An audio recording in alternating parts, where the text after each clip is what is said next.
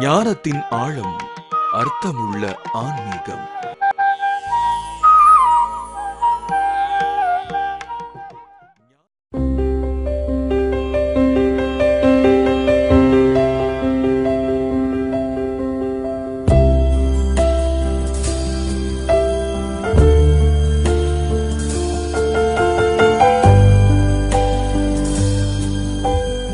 அருள்ஜோதி தொலைக்காட்சி நேயர்களுக்கு வணக்கம்.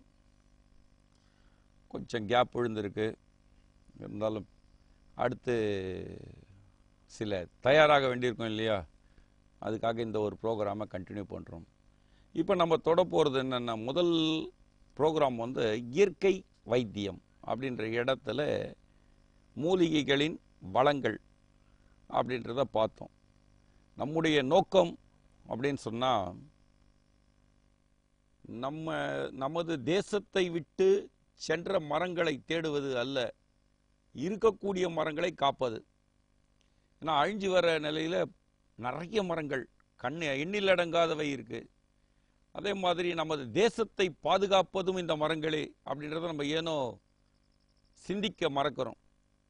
அதனுடைய விளைவு நமக்கு மழை பொழிவு தடுப்பு, நீராதார சரிவு, இப்படி பல விஷயங்கள் தொடர்ந்து நமக்கு சந்திச்சிட்டு இருக்கோம்.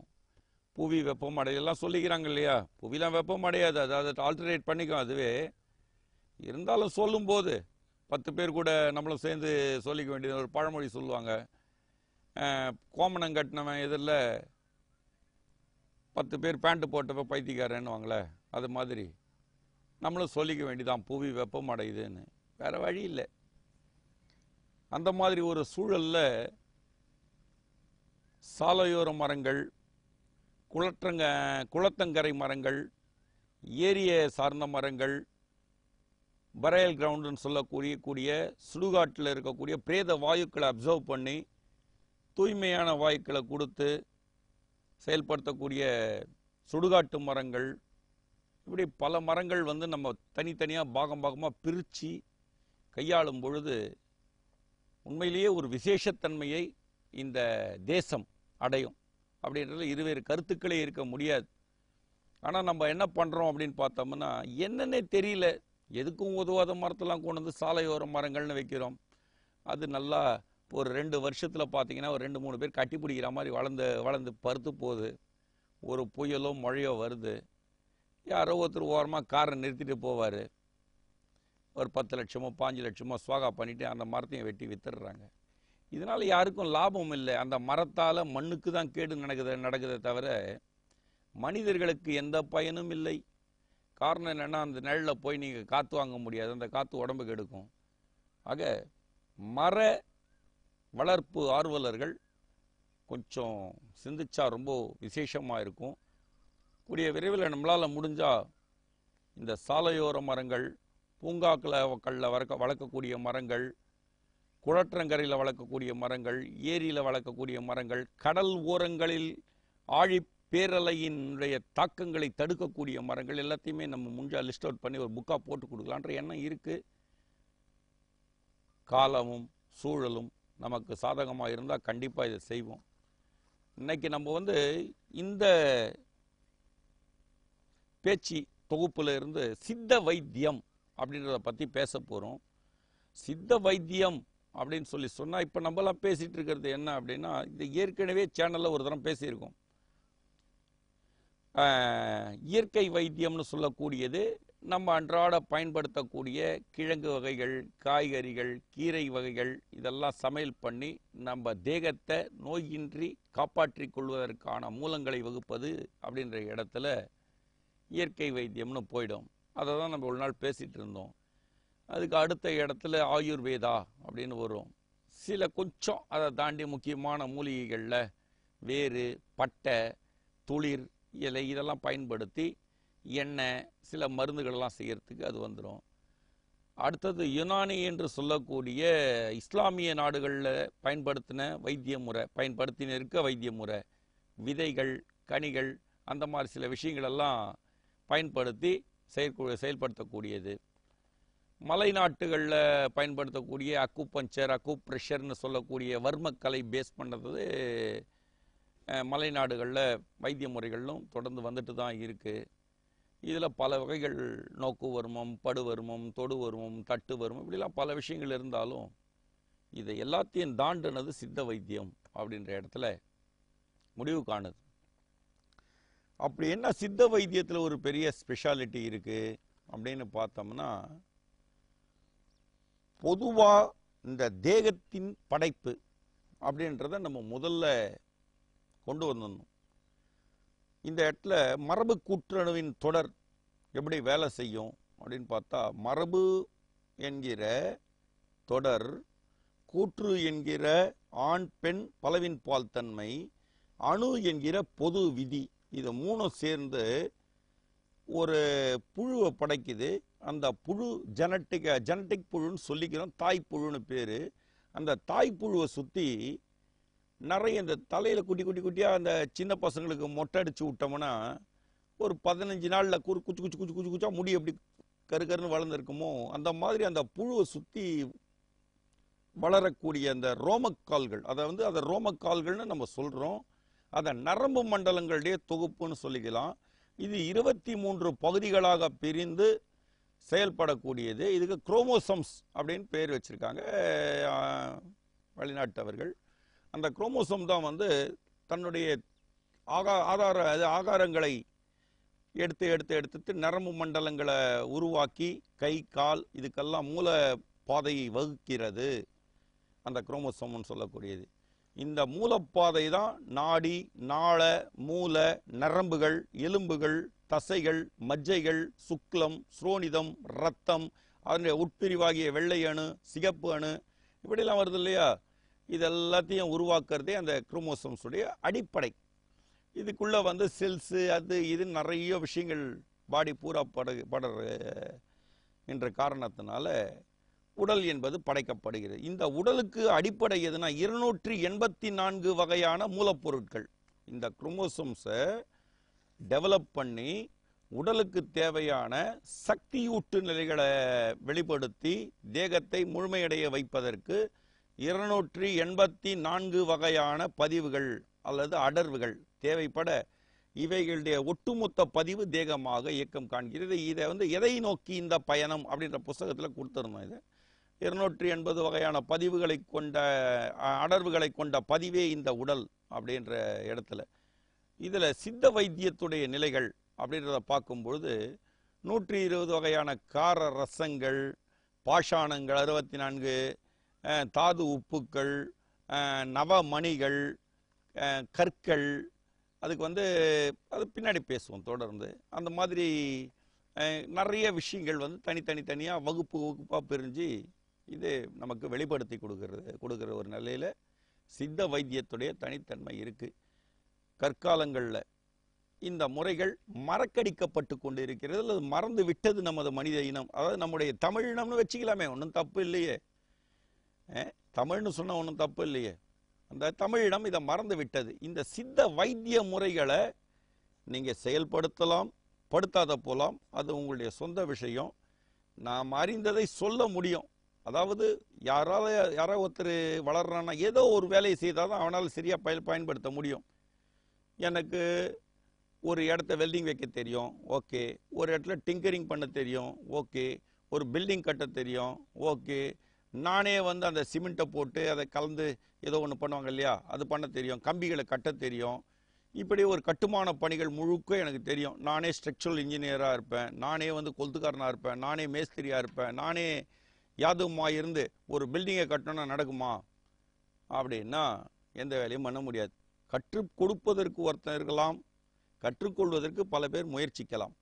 கற்றுக்கணுமோ கற்றுக்கிறது உங்களுடைய சொந்த விஷயம். மேலும் இந்த சித்த வைத்திய முறைகளில் நமது அருள்ஜோதி தொலைக்காட்சி அப்படின்ற இடத்தை தாண்டி கண்டிப்பாக ஜீவஹிம்சைகள் இருக்க தான் செய்யும். ஒன்றுமே பண்ண முடியாது. ஏன்னா நமது உடலில் ஓடக்கூடிய ரத்தம் என்பது அரிசியுடைய சாரா இருக்குது, அரிசியுடைய ரத்தமாகவே இருக்குது, அதை மறுக்கவே முடியாது. அப்போ அந்த வகையில் தான் சிந்திக்கும் பொழுது இந்த உணவு சுழற்சி முறைகளை 4 நிலைகளில் பிரிச்சுக்கலாம். சைவம், அசைவம்ன்ற 2 தெரியும். சைவத்தில் சுத்த சைவம், அசைவத்துல அசுத்த அசைவம் அப்படின்னு இருக்கு. சுத்த அசைவம் அசுத்த அசைவம் அப்படின்னு அது பிரிஞ்சிடும். சரி, சைவம்ன்றது நம்ம கேள்விப்பட்டிருக்கோம். அதுல என்ன சுத்த சைவம் அசுத்த சைவம் இப்படி வரும் இல்லையா? கேள்வி வரணுமே, வந்தா தானே நமக்கு. வரலன்னா அப்புறம் நம்ம என்னத்துக்கு இங்கே ஒரு மனுஷன் சொல்லின்னு அப்படிலாம் இருக்கு இல்லையா? அப்படி பார்க்கும் பொழுது சுத்த சைவம் என்கிற இடத்துல சிலதை மட்டும்தான் குறிக்க முடியும். ஏன்னா போட்டு படி அளந்துன்னு போனால் 2 மணி நேரம் சேனல் பார்த்தா உங்களுக்கே போர் அடிக்கும். அதனால் ஒரு 4-5 விஷயத்தோட ஸ்டாப் பண்ணிக்கலாம். நீங்கள் மற்ற நீங்கள் கண்டினியூ பண்ணி பிடிச்சிங்க, மக்களுக்கு கொடுங்க.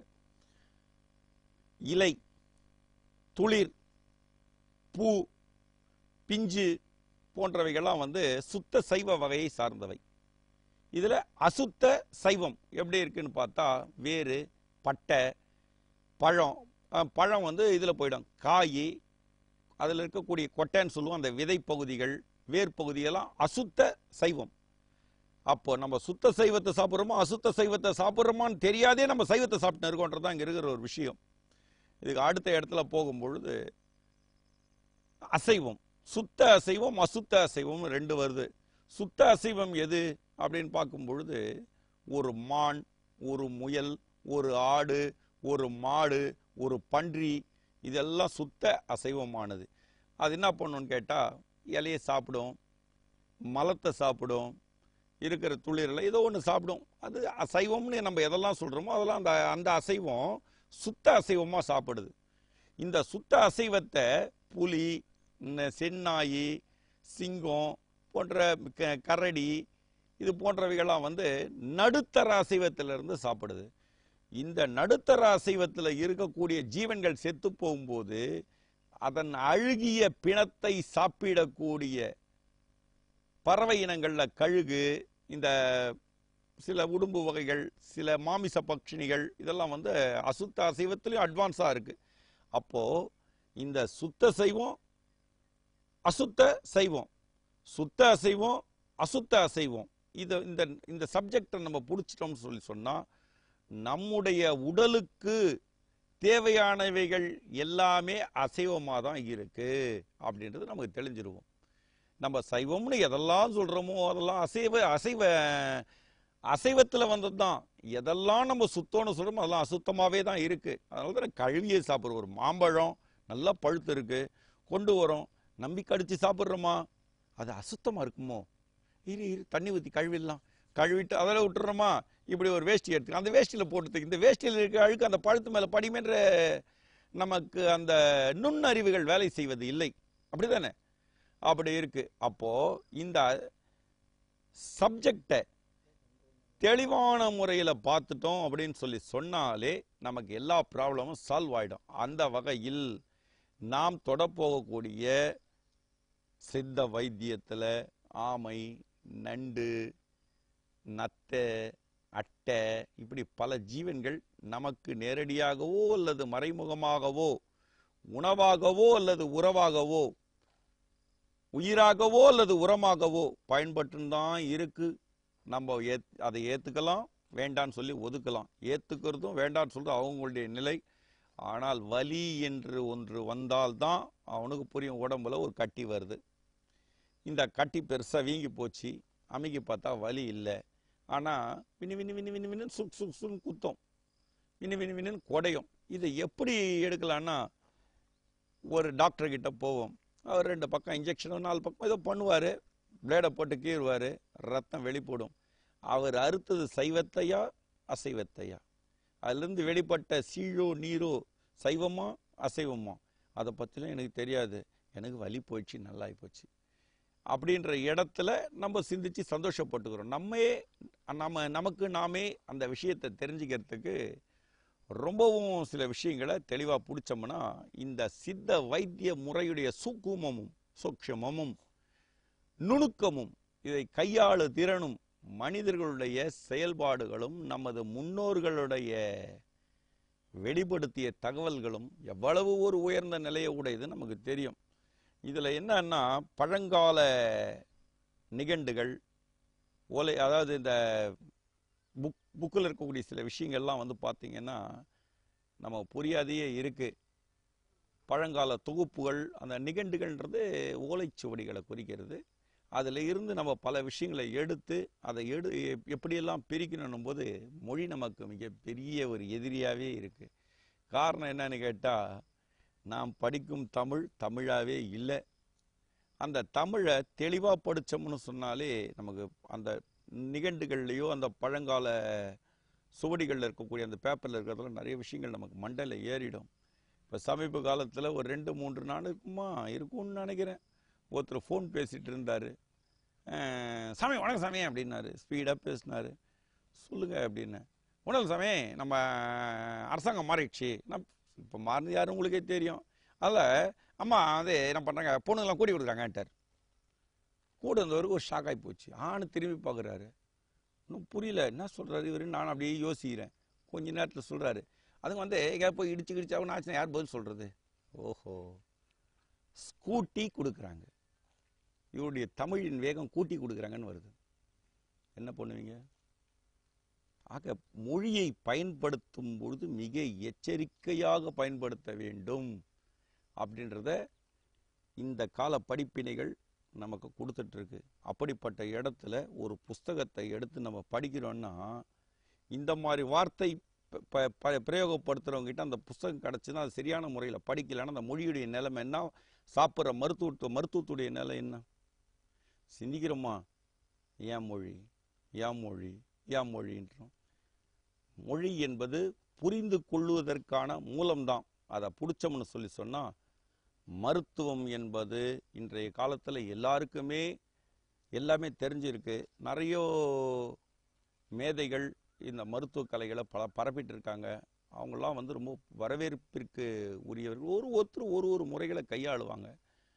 அதனால் இதை இது சரி அல்லது தப்புன்ற விவாதங்களை தாண்டி நமக்கு எது ஏர்வையோ அதை மட்டும் ஏற்றுக்கொண்டால் வாழ்க்கையில் சந்தோஷமாகவே இருக்கலாம். மனிதனுடைய பிரிவுகளை 7 நிலைகளில் பிரிக்கலாம்.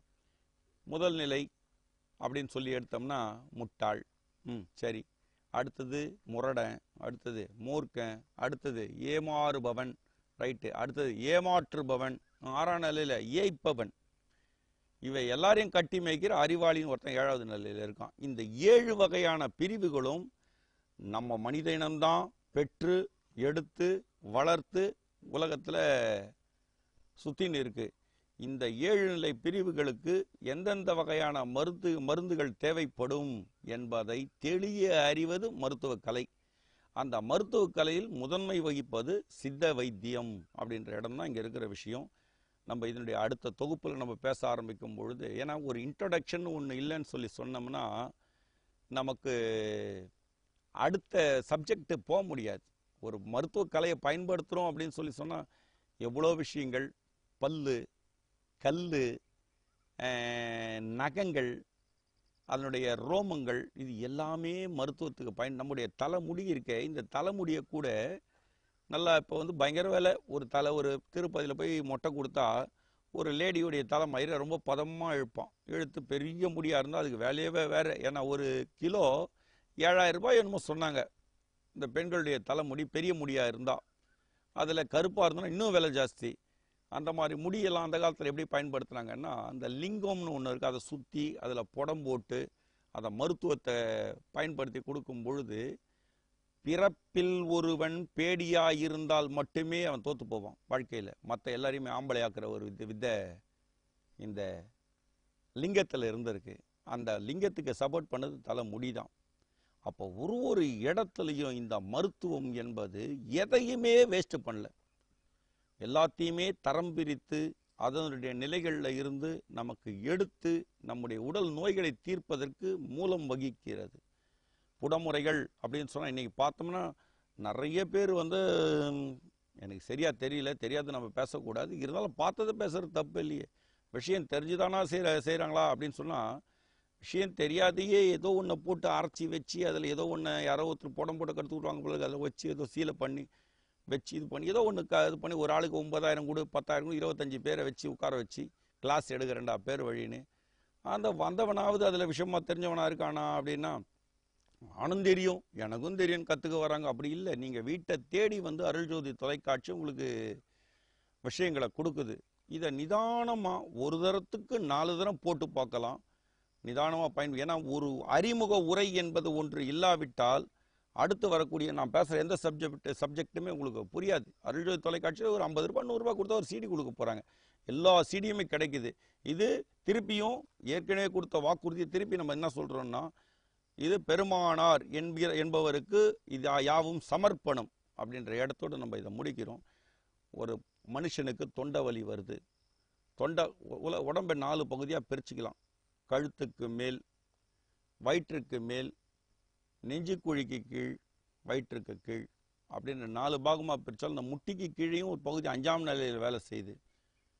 இந்த 4 பகுதிகள் சேர்ந்த 5ஆக இருக்கக்கூடிய இடத்துக்கு என்னென்ன நோய்கள் உருவாகும், இந்த நோய்களுக்கான தீர்வைகள் அல்லது மருத்துவங்கள் என்னென்ன நிலையில் இருக்கும் அப்படின்றத பூரா வர சப்ஜெக்டில் ஒரு விஷயங்களையும் அண்டத்தைலம் யார் பெரிய விஷயமா நினச்சிட்டு இருக்காங்க அதெல்லாம் நம்ம நேரடியாக உங்களுக்கு அந்த அண்டத்தையில் எப்படி காய்ச்ச போகிறோம், எப்படியெல்லாம் என்னென்ன மருந்துக்கெல்லாம் அது பயன்படும், ஒரு மனிதனுக்கு என்னென்ன நோய்கள் எல்லாம் உருவாகும் அப்படின்றதெல்லாம் அது எந்த வகையான நிலைகளில் தீர்வை கொடுக்கலான்றதுலேயே நம்ம பேச போகிறோம். இதில் பார்த்தீங்கன்னா இப்போ ஆடு உயிர்தானே, மாடு உயிர்தானே, பன்னி உயிர்தானே, கோழி உயிர்தானே, இவைகளை கொல்வதில்லையா மனிதன்? உணவுக்காக பர்மிஷன் வாங்கிட்டு கொல்லலாம், பர்மிஷன் இல்லாத கொல்லக்கூடாது. அப்போது நாம் குறிப்பிடக்கூடிய எல்லா வகையான உயிரினங்களும் ஏதோ ஒரு ரூபத்தில் நமக்கு பயன்படுது. அதாவது எப்படி சொல்ல வரோன்னா, லட்சக்கணக்கில் குட்டிகளை ஈனக்கூடிய மிருகங்கள் நிறைய இருக்குது. அதாவது ஜீவன்கள், மிருகம்னு சொல்ல முடியாது, ஜீவன்கள் நிறைய இருக்குது. இந்த லட்சக்கணக்கில் குட்டிகளை ஈனக்கூடிய ஜீவன்களில் ஒரு 50,000 பயன்படுத்தலாமே.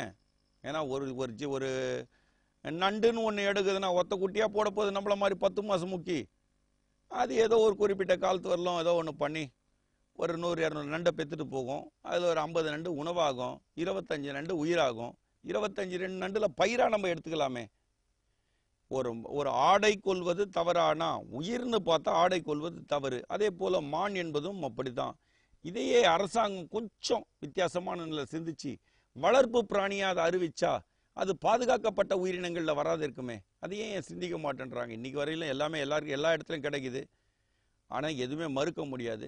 அதை கொஞ்சம் சமூக நல ஆர்வலர்களும் அரசாங்கமும் சற்று சிந்தித்தால் பல உயிரினங்களால் தீர்க்க முடியாது என நாம் கருதும் நோய்கள் அனைத்தையும் தீர்க்க முடியும் சித்த வைத்தியத்தால் அப்படின்றத